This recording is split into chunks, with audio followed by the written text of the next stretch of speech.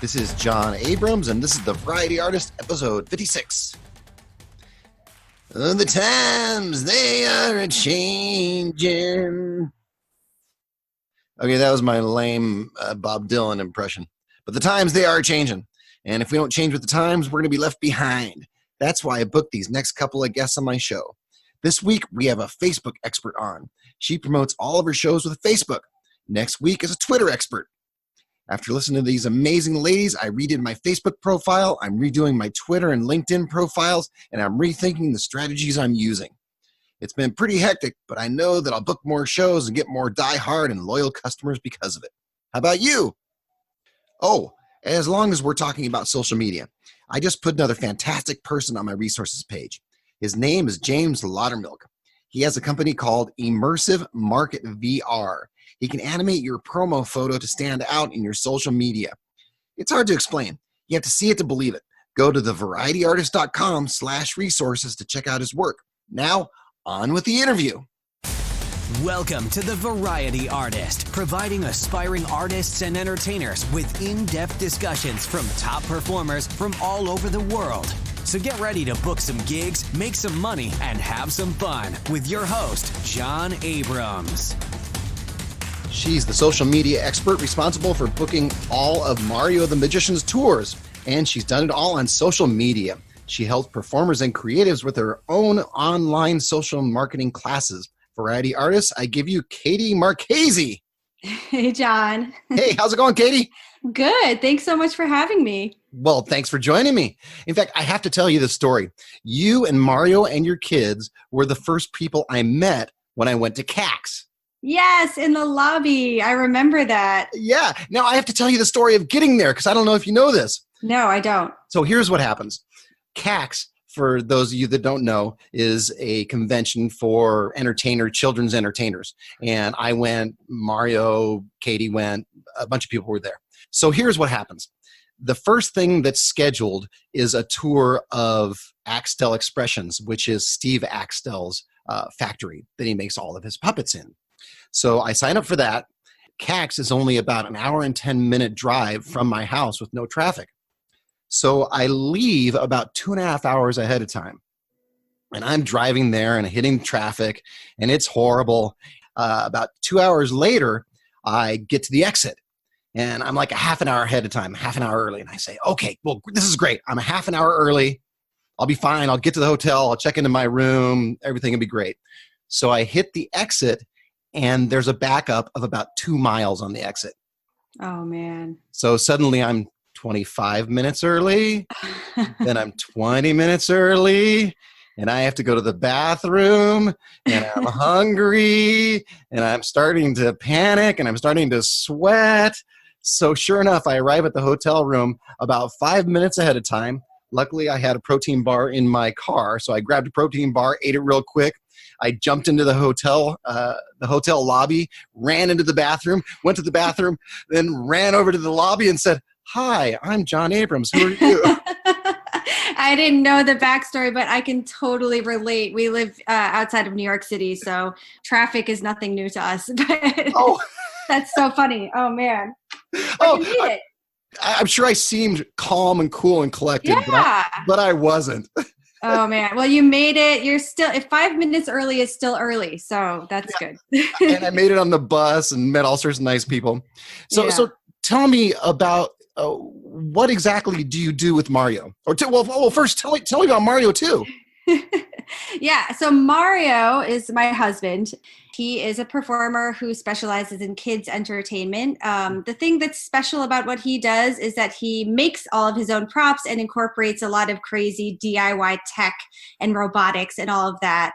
And so I do all of the non-performing side of our business. I'm basically his manager. I book all of the shows, and as well as that, I do all of the marketing where all of the social media stuff comes in. All the behind the scenes stuff, that's me.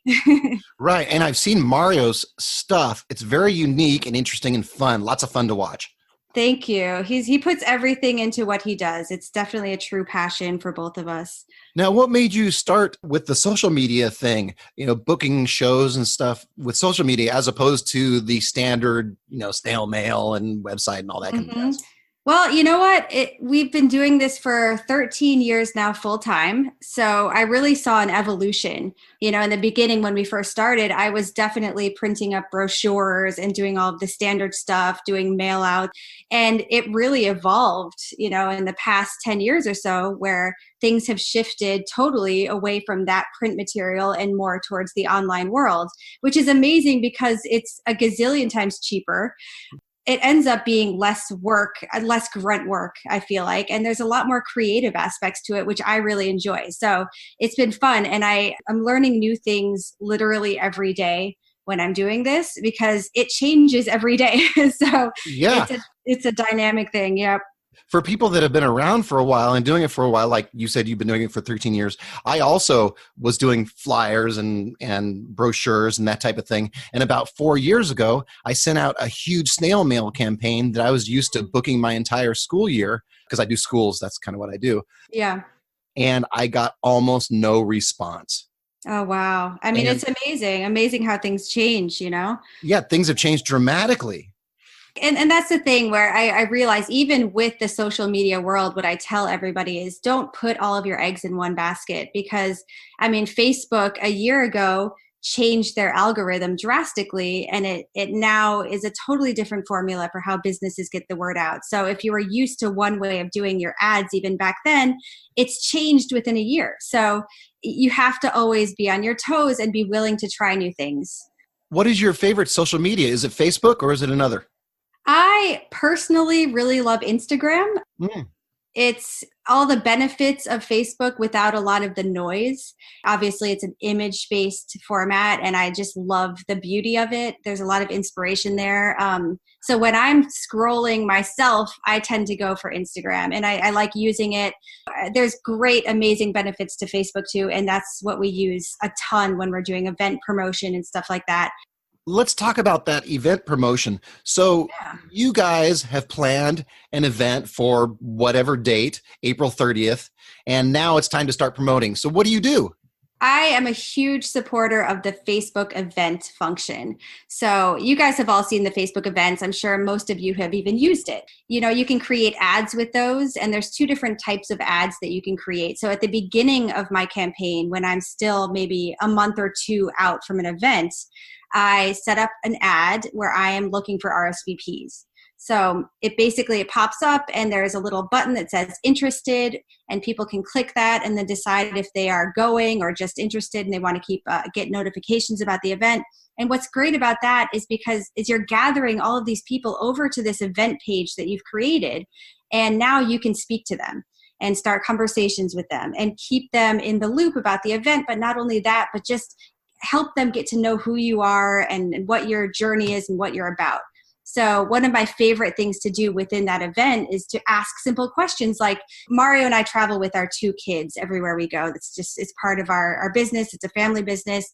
And so I like to ask recommendations for restaurants, family-friendly restaurants in the area, if we're going to a new place. And it's totally unrelated to our business, but it always gets a response. And that's what I want people engaging with me. Because the more they feel like they understand who we are and they can relate to us in some way, the more likely they're going to end up buying tickets to that show. You're creating relationships with each and every one of them. Exactly. So we start off with that, gathering our RSVPs, getting a couple hundred folks interested. And then because we work with a family audience and family audiences tend to purchase tickets, I find, the week or two leading up to the event. They're not ahead planners usually. So at that point, a week or two ahead of the event, I change my objective, and my ads are now, instead of putting that RSVP link, now they have a get tickets link. So instead of that button to say I'm interested or going, now when they click it, it goes directly to a ticket purchase link. And that's when I get my ticket sales that week or two before. It's really effective. Like the buttons there, they don't have to go to a separate website outside of Facebook. It's all within there. It leads them to the website directly from there. And it's easy. And that's what you want. You want to make it super easy for people. You mentioned Facebook ads. Are you actually putting out a Facebook ad or are you adding one? Yes. Yes. So I'm doing an ad, but I'm doing an ad with my Facebook event. So you can go to your Facebook event and click boost event, and then it'll give you an option to set up an ad for that event. So it's all gathering people within the actual event. And that's what you want, because they're not now spread out all over the world. They're in one little contained area. So it's just easier to manage. Got it. So 2 weeks before the event, you find that's the time that people buy tickets. So that's when you put out your ads. So is there another process as you get closer to the event? So this is the online world. And then equally as important is the outreach, the emails, just reaching out to the community. I like to reach out to other kid-centric businesses and places that we're going, just letting them know that we're coming. And we've built relationships with other businesses and other places just based on those little emails I send out. We've done a couple of little meet and greets at coffee shops in different areas, and all of that stuff just helps. And you never know when you're going to hit on that one person that invites like 5, 6, 7 different families, and right. We've had that happen. So it's worth the effort of sending out emails and just letting people know about what you do and why they might be interested in a non-pushy way. Sure, and the meet and greet is a great strategy to meet and greet if you're going to a particular town. And are you setting that up through Facebook or through emails, or even you can even do a meetup, right? Yeah, I mean, we tend to do, sometimes if we're working with a meetup group on the meetup website, we'll do it through there. But a lot of times, once I connect with someone through email and they're interested in hosting a meet and greet at their coffee shop, say, then we'll set up a Facebook event for that as well.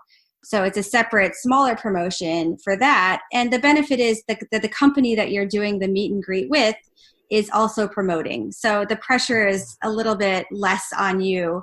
And they are the ones who are interested in getting guests to come and see what you're doing. So it's a win-win. Now, those are public shows. What kind of results have you had in doing this process?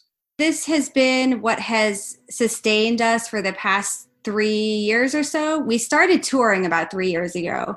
It was always something that we wanted to do. We had spent most of our career here in New York in the private party sector. No one was knocking on our door giving us a tour. We realized, okay, we got to do it ourselves. People don't do that. They don't just come to your house and say, hey, Katie, Mario, it's time. Let's go on tour, shall we? Apparently not. It's like in my naive early years of the business, I'm like, oh, someday that's going to happen. Someone's going to call us and be like, I want to tour you guys. But yeah, the phone will just ring. Doesn't work like that. I mean, so we quickly realized that anything you really want to happen in your career, you have to make it happen yourself. And so this is our grassroots renegade way of doing it. And it has been really successful. And there's been, I'd say out of all the places we've been, we've definitely had, 2 or 3 misses where we didn't sell out. My goal is always a sellout or a near sellout. And I look for venues that I feel confident that we could do that. I really want to pack those houses and show the venues and the audiences that we're doing something special. What size venues do you suggest for folks? Yeah, I mean, for us, I would say when you're first starting this, look for venues that hold maybe 100 or less than 100. If it's looking like it's selling really easily, you can always add a second time slot. We often do 2 shows in one day for a smaller venue. Mm-hmm. And then work your way up. I feel pretty confident doing 300-400 seat theaters, depending on the market that we're going to. And how do you work that with a theater? I mean, you don't have to answer this if you don't want to, but how do you work that with the ticket sales and the theater mm-hmm. rental, or how does that all work? Oh, I'm happy to share this. So I start out, my strategy is I rent when we first go into a new city. I rent a venue. I mean, unless I happen to get lucky and I had a relationship with a theater in that venue. But most of the time when I'm going to a new place, I rent it out and then I do an amazing job and I sell those tickets. Mario does a fantastic show. The theater sees that. They see happy clients. They see happy people in their space. They see that we filled their space. And then the next time I come through the city, I pitch them the idea of doing a box office split or having them add us to their programming. And at that point, they've seen what we do. They know that we can pack that house. And I've had very rare instances where they wouldn't go for that. And at that point, we've proven ourselves. Yeah. Another tactic that I use is just cold emails. So if I'm not planning a tour route and there's not specific cities that I need to go, I'm open throughout the rest of the year to being, whatever's going to come towards us. So I sent out, for example, a few months ago, I sent out about 200 emails to theaters and performing arts spaces just across the country. Of that 200 emails, I got about a 10% response rate. Mm-hmm. That's great. It's great, but when you're doing it, it can feel very demoralizing, And But 10% is a good percentage. The amazing part of that is I was able to book 8 theaters out of those 200. And 8 theaters is something that can be extraordinarily life-changing for the span of a year-long career, a year in your career. Yeah. It's amazing what you can do just from putting in the effort of reaching out to people, having a good pitch, knowing how to sell it in a way that doesn't feel desperate or pushy, and letting those things come to you. And then when I land one of those theater gigs, I'll build out a little tour around that and do some more rentals in different places, or, you build upon it each year. Now, you mentioned Instagram. We've been talking a lot about the A, B's, and C's of booking shows. But what a lot of people that are listening to this don't know about you is your photos and your videos are terrific. You have branded yourself and Mario great. Tell us about that. Thank you. It's something that I am passionate about. And a lot of times what you're seeing online are just cell phone videos and cell phone photos. You can do so much with apps and editing. And my advice is always, find your look. Find the thing that is the style that's going to be identifiable to you, that goes along with whatever your performance persona is, and let that define you. And so that people, when they see other images that are in a similar style, they're going to think of you. Oh, yeah. Everywhere you go, you want people in the world being like, oh yeah, that reminds me of something. I saw someone else that's doing something similar. And be bold. Find your colors that work for you and that style, and be consistent. And that's what we try to do. And then it's also worth it, absolutely, to pay professionals to get really awesome promotional photos done. The thing about that is that you can use them in ads over and over for different events and different locations. So it's not the type of thing that you use once and it's gone, right, or you stick it up on your website and it's gone. It's something you can use again and again. Same with video. I personally really like doing little video clips myself, but then for our promotional videos, the ones that we really use for ads, we have hired people that we consider not just video guys, but real filmmakers, people who are passionate about what they're doing. They're artists in their art form. Also people that really understand what we're trying to do. So you have to connect in that way. Don't just hire someone because they have their style and they're good at it. They have to connect, and right, they have to get your story too. Well, one of the nice things about your branding is your photos match your video, which I imagine matches your copy. I don't know, but everything fits together. We try. And it's another thing I tell people is, don't be afraid to go outside of the boundaries of what you've seen. Do things that are inspired by other aspects of the world, not just, obviously Mario's a magician, but I look for inspiration everywhere. I don't just look for it in the magic world. I look for it in pop culture, in the music industry, all over the place, because there's so much inspiration out there. And that's actually a great thing about Instagram. It's a mecca of inspiration. You can follow hashtags and go down these rabbit holes and find some really amazing creative people out there that can totally inspire you, especially as you're just journeying along trying to figure out what your style and brand should look like. Yeah, let's talk about those hashtags. Why use a hashtag, or tell me about hashtags? Yeah, so hashtags, especially on Instagram, it's a way to make your images searchable. It's the simplest way to explain it is if you put the hashtag magician. Yes. There's a bunch of other magicians out there who look at photos with that hashtag. So they click on that hashtag and they can see everything that has the hashtag on it. People will stumble across what you're doing and follow your page just because of that. Conversely, you can follow the magician hashtag and get inspired by other people and like and comment on what they're doing and build relationships that way. I mean, we have friends all over the world who most of them we haven't even met in person yet, just from that, from randomly searching other magicians and other performers and being like, wow, they're doing something really cool. I want to follow that. Yeah. A guy named Enzo, who's from Chile, he, is someone that we had been following back and forth on Instagram for the past few years. And one of his dreams was to come and perform in New York. So we set up a show. We loved his style, really complimented Mario's really well. So we set up a show where he would do an opening act and Mario would be the performer. And he was able to come and do his thing. And now we're talking about doing the opposite and going to Chile. And it's just such a rewarding thing that comes from something so simple as a little website with a bunch of images. So it's pretty cool. And a couple of hashtags. Yeah. I mean, it's amazing. So people can follow you. What is your hashtag? I know it, but what is it? Well, we, Mario the Magician on Instagram. Yes. It's easy. So if you find us there, look up Mario the Magician. And we love conversations. We love meeting new people. So please reach out to us. Well, your hashtags, Mario the Magician, it reminds me of a couple of friends of mine. Tell me, if you're listening to this in your car, wherever you're listening to this, tell me if you know who this is. Hashtag Yay Taco. Christopher T. Magician. There you go. Christopher T. Magician. And he's branded himself with the Yay Taco. He uses that hashtag and people can find him and everybody knows who he is. Yeah, absolutely. The second one is somebody, kind of a new friend of mine, hashtag bananas.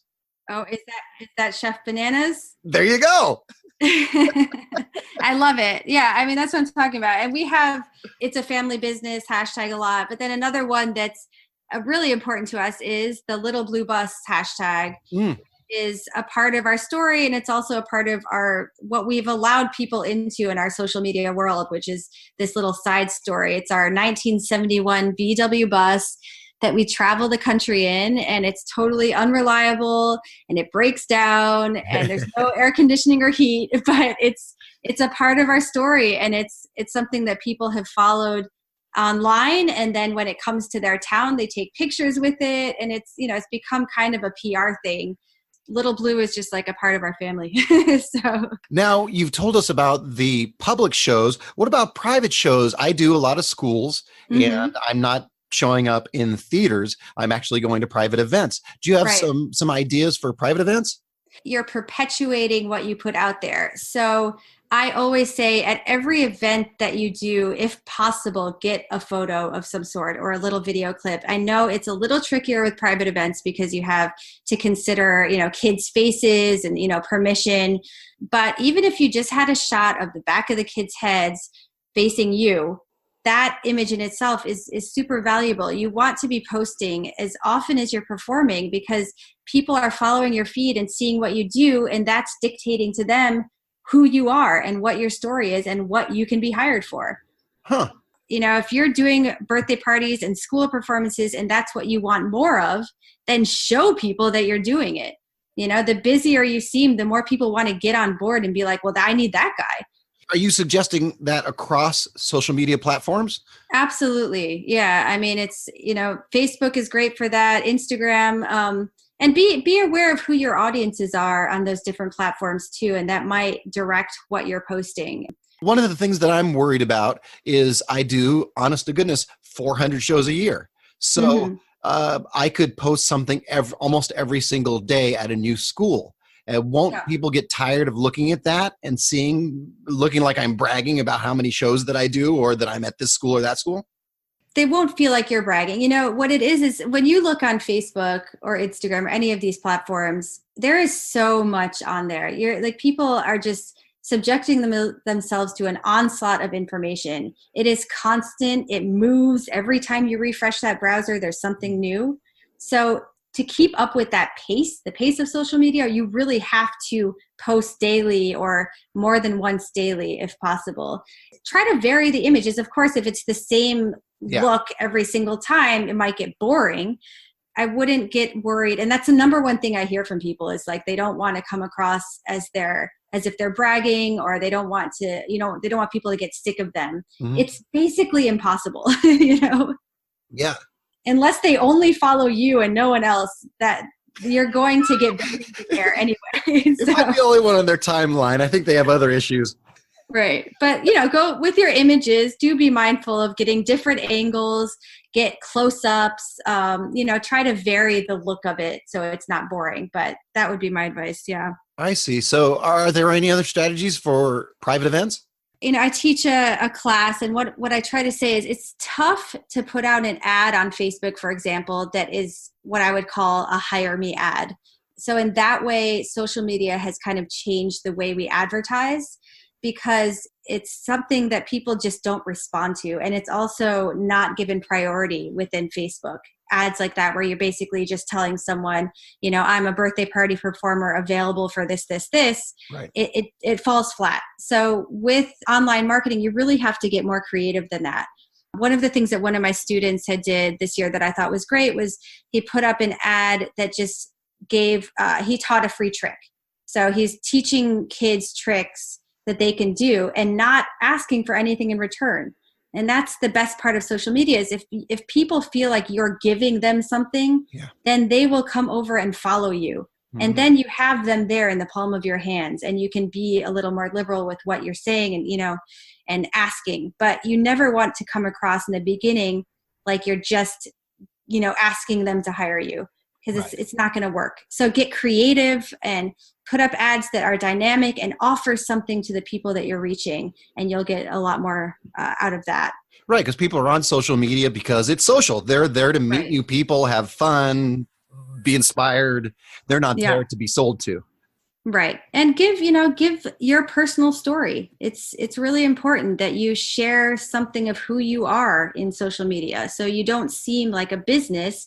The benefit of personal brands like performers is that you are a person, and show the backstory, show what led you to where you are and why you are so passionate about what you do. And also show the vulnerability. If you seem like you've got it made, then maybe people won't lend you that helping hand. But if you show the vulnerability, we all, no matter how many shows we do a year or whatever we've succeeded in our careers, there's always something we're striving for. Yeah. Talk about that. Be honest about what you want. There may be people out there listening who'll be like, you know what, I think I could help with that.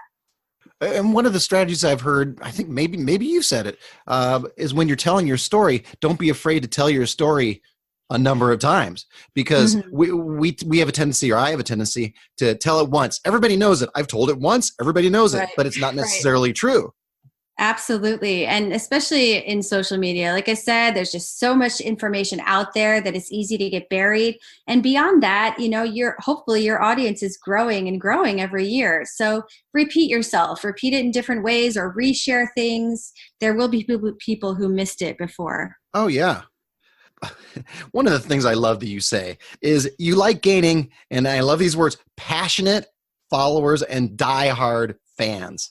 Yes. Instead of just followers and fans. Yeah. No, I mean, it's not. And one thing that people get so caught up in is the number game. It's easy to get caught up in that, especially when you're looking at others who have tens of thousands or hundreds of thousands of followers on their social media pages. It can be really discouraging and daunting, but it's not about that. Those people, most of them, are people who are really putting in a huge amount of time on their social media. And there are people who actually social media is their career, YouTubers and people who are really putting everything there. You can't compare yourself to that. It's just a different world, and a different way of presenting. Like for most of us, our social media is a way of supplementing something that we're doing in a different aspect, whether it's the live performing or whatever it is we do. And so it's not about how many people you can gain. It's the quality of people that you can gain. This is kind of off the subject, but after you do a show, or Mario does a show, and you're in the lobby afterwards, do you meet a lot of the folks that you've met online? Yeah, and it's so amazing. We've met families everywhere because of social media, and they're probably people who wouldn't have started a conversation with us if they didn't know some aspect of our story before going to that show. But we now have people literally in hundreds of cities around the country that will take us out for ice cream, or give us a recommendation of where we should go to eat after the show, or even, bring little gifts for our kids. And it makes the tour experience so real and human and so much more fulfilling. And so For you and for them. yeah, I mean, it's incredible. And you really feel like you get to know these people. Huh. Social media world is not just online. It really does translate into the real world too. Right. All right, we're going to go into some fan questions. You have some fans and some fan questions. You want some fan questions? Yes, definitely. All right, here we go. Brett Bolich, Bretso the Great asks, how do you not get overwhelmed with all the Facebook algorithm changes? It is something that changes a lot. And I think, like I touched on earlier on in the conversation, you really have to be aware of the fact that this stuff changes on a constant basis. If you get too set in any groove, it's going to come and bite you later. So be fluid with what you're doing, explore. And when new ways of doing things, when new tools pop up on Facebook or Instagram, and when new algorithm changes have happened, play with it. Instead of getting angry and frustrated, try new things, even when things seem to be going really right. And, for example, right now I have a kind of set ad that seems to work really well for when we're promoting events. Even though that works really well, I still test out different versions here and there because I know that one ad at some point is going to stop working for whatever reason, right? Whether it's because of an algorithm change or whatever. So I want to have backups ready, and I want to already be thinking of that ahead of time. So play around with it and try not to get frustrated. It's just the name of the game. And the benefit of all of this is that it's so much cheaper than advertising has ever been. So you have to weigh out, the benefits to that as well. Sure. How do you know that an algorithm has changed or something has changed on Facebook or Instagram? Facebook makes announcements about a lot of stuff. And when they don't make specific announcements, there's a gazillion other social media experts out there who are announcing it for you. Even if you just Google social media news, you can find a gazillion different things to follow. Social Media Examiner is, I think, one of the big ones. Follow them on Facebook, and see what they're posting. They'll post articles, they'll post advice, and it's good to stay up on that stuff. And maybe somebody named Katie Marchese might be doing that too. A little bit. I mean, I teach my classes. My primary focus is really our business. So the teaching is aside to that. So I don't post articles as much as others do. All right, we're going to go to our next fan question. Regina Martinez, she's Silly Sparkles out of Austin, Texas, says, Katie's awesome. Regina's awesome. I love Regina. Yeah, she is good. She says, excited you're interviewing a successful mama with littles. Yay. All right, her question is, Katie, what happens when your kids get sick? Any tricks to power through and make things happen when you're short on time, sleep, energy, etc.? Yeah, I mean, this is a huge aspect of my life. We made the decision a little after our first child was born that we were going to bring the kids with us everywhere we went. We tried the whole me staying home and Mario going off and traveling thing, and it didn't feel right to either of us. So we made the decision to bring them, and it hasn't always been easy.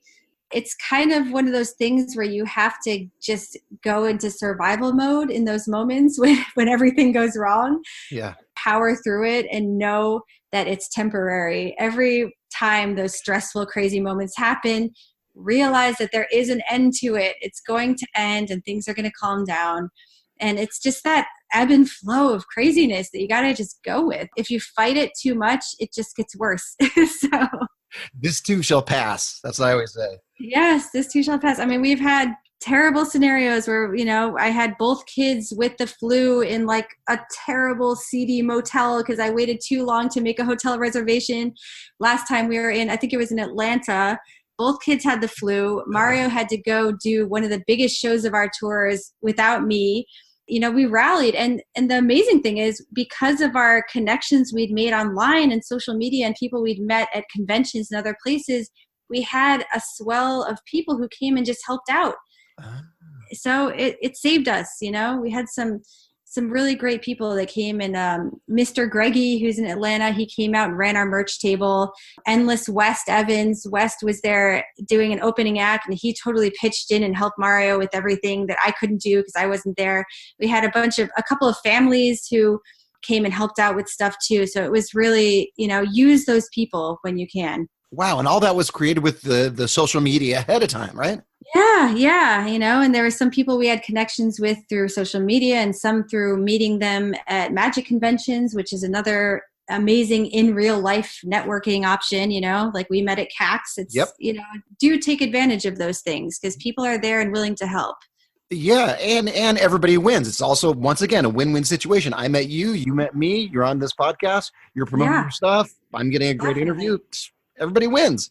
I know. It's really cool. All right, next fan question. Annie Banani, the balloon storyteller, asks, yay, she's so cute. Yeah. How has your marketing worked in the school market? We touched on that a little bit. I think I remember you saying Mario was collaborating with some educators, she says. We do a lot of school shows as well throughout the year. And I have found that you have to take a little bit of a different approach with schools. The social media thing isn't as effective, I find. I mean, you can put ads out there that will speak to schools, but the response is going to be a little slower. It's not going to be boom, boom, boom, I'm getting responses. What I do a lot of is that's where my cold emails come in, my cold pitches, where we used to send out mailers. Now it's emails. Yeah. Building that amazing social media presence and great websites is going to benefit you with that, because in your emails, you can do links that will show people that you are active, you are vibrant, there's a lot of movement going on. People don't want to see something stagnant. Use your emails to draw people over to those worlds where they can see that exciting things are happening. And the way I like to approach my emails is instead of telling people what we offer, try to take it along the lines of, there's someone that I think that you would totally love this. I think that you guys would totally understand what he's doing. Put it in those terms where it's more like we're seeking kindred spirits than we're seeking a client. The people who get it will really get it. And those will be your long lasting clients that book you over and over again. But it's the same thing. You build relationships instead of looking at it as just a potential client. Because the potential client is a one offer. Right, exactly. And you want to build those relationships.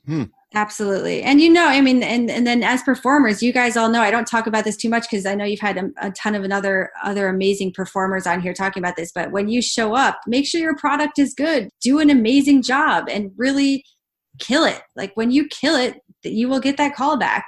So all of this is for naught unless what you're presenting out there is quality. That is absolutely true. If you aren't presenting a brilliant product, you will be hired once. Right. Your marketing could be terrific and wonderful, but you'll be hired once. Yeah. I mean, I can tell you that Mario spends every single day modifying some aspect of his show to make it better. He wakes up in the morning, even if it's just a 30-second snippet of his show that he doesn't feel is as good as it could be. He will spend the day working on that 30-second snippet until it feels amazing. Wow. And every day he's doing that. And it's little bits by little bits that build up into an amazing show. Yeah, that should be very inspiring because he's already amazing. Thank you. All right, so Danny Orleans, he is the founder of AmazeKids.com and one of the best trade show magicians around, asks, when will you be teaching your next online course in marketing magicians? Yes, and Amaze Kids has been so awesome to help promote my class, and I love Danny and their whole team. I am going on tour with Mario until the end of May, and then we're going to be starting another class in June. So I don't have the exact dates yet. I'm going to be putting out a post soon on social media trying to get a gauge of when would be good times for folks because I have a little more flexibility. I've always had to do like midweek, midday classes, which is not ideal for everyone. Yeah. So in June, I have a little more flexibility to do either a weekday evening or maybe a weekend. So I'm trying to get an idea of when people would like that to happen, but it's going to be happening in June. Well, what can somebody expect if they sign up for your online classes? So I do 4 live group sessions, and we keep it a small group, 20 people or less. So it really does feel personal. And we talk a lot about how to create the content that's going to get reactions, strategies of how to tell your narrative in a meaningful way, the visuals of it, how to get those great videos, all of that stuff. And then also, some great inspiration of how to make things happen in your career beyond social media, but how to get those things to happen that you've always dreamed of and just aren't happening yet. How to get those steps toward that happening. And then in addition to the 4 group sessions, we also do, everyone gets a half-hour one-on-one session where we can really talk about your specific needs and what you want to get out of this and what I can do to help you, guide you in the right direction. And it's a lot of fun. And it's not only just learning from me, but I am learning from the groups as well. It's full of really awesome performers. We've had some amazing people already take the class who I've been inspired by and who have been able to add their wisdom to the group. So it's definitely a group conversation and a lot of fun. Are you doing that on Zoom, Skype, online? How's that working? I was doing Google Meet, which is a really simple format. It's very similar to Zoom. You just click a link and you join in, and I can see you, can hear you, and vice versa. And it's a lot of fun. Oh, man, that's awesome. Perfect. Now, do you have some advice for somebody just starting out on social media? Yeah, just starting out, it can be really hard because it feels like, you're not getting those likes and comments. The thing about Facebook and Instagram and everything, especially Facebook, is most people are super active on their personal pages, and they have a hard time then translating over to their business pages. So try to take those aspects of your personal life that you're willing to share and start sharing those from your personal pages, and make sure it's always something in relation to your business. I mean, I'm not talking about sharing your breakfast and all that. I'm talking about those behind the scenes stories that are really meaningful to you, that speak to what you do as a profession, and give that, and the more that you give, the more you're going to get in return. Instead of just throwing out those posts here and there, I'm here now, I'm going to be here then, really give the meat of who you are right off the bat. It's going to grow. And then always share from your personal page as well. Share those posts, especially if you're brand new with a brand new Facebook page. Share the Facebook posts from your personal page as well, because you want to get all those people who are following who are friends of yours on your personal page over to your business page. Right. And don't be shy. Don't feel like you're bugging your friends. If they are your friends, they should be supporting this side of who you are. And like you said, on your timeline, a bunch of stuff's going by. So your post is only one of 100 that they're going to see. Definitely. How about for the working pro, person who's been around for a while? Yeah, my biggest advice, and I think, we get questions a lot because people see us going off and traveling and having some cool opportunities come our way. And they're like, how can I get to that? So speaking to that, I would say that the only way that you're going to get those amazing goals is by going out and getting them yourself. No one will hand it to you. And once you have one amazing thing happen, you have to keep going, because it's not going to just breed other amazing opportunities. We got to go on Sesame Street a few years back, and all the producers at Sesame Street are like, oh man, when this airs, you're going to be set. That's it. Like, you're going to have so many people knocking on your door. And we had already been in the industry long enough to know that that was baloney. But there was still like that spark in us that was like, oh, maybe this is it, And I've talked to other creatives as well, artists and performers who they've had so many moments in their career where they said to themselves, well, this is it. Yeah. This is going to make me. No one is ever made. There's always, no matter what point you are in your career, there's always more that you can do to get to the next level. And it has to come from you. It's true. I've had that so many times. You'll do an interview or maybe in the olden days, a newspaper article, and you say, oh, this is it. This is the one. This is the one to put me over. I know I get tons of business. And then your phone just sits there. Yeah, like it just, that's just not how the world works. The world works by the people who are willing to put themselves out of their comfort zones and go out and get things. Those are the people who get the things. Yeah. The people who are sitting and waiting for the phone call are not going to get the things. That's right. Got to go get those things. Right. I do have a recommended practice for us, kind of a recommended practice for social media. Yeah. And actually, I kind of touched on it a little bit earlier, but my number one thing to say is go, at night, whenever you have a free moment, whether it's on a lunch break in between shows or in the evenings when you're winding down on the couch, take 15 minutes a day, go on Instagram, scroll through hashtags, find people that inspire you and reach out. Comment, like, and send direct messages to them.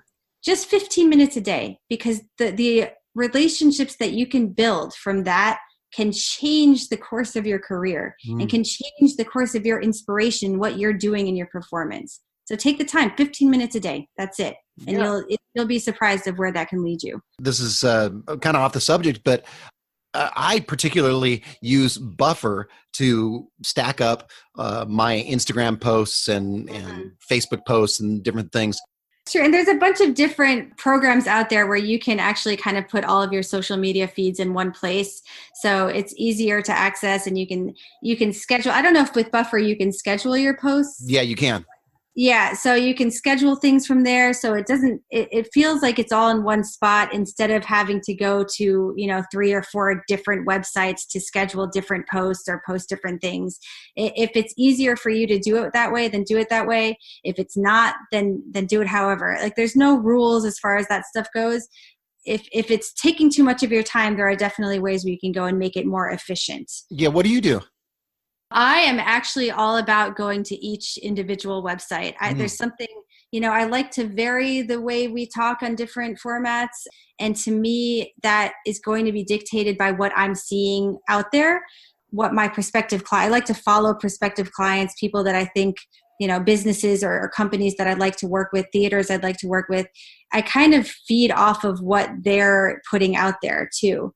I like to be more organic with it, but I recognize that actually takes more time and that not everyone has that time. So I am all about going the efficient route if that's what works for you. But what you're saying makes sense, because Buffer in those different platforms, it's a one-way street.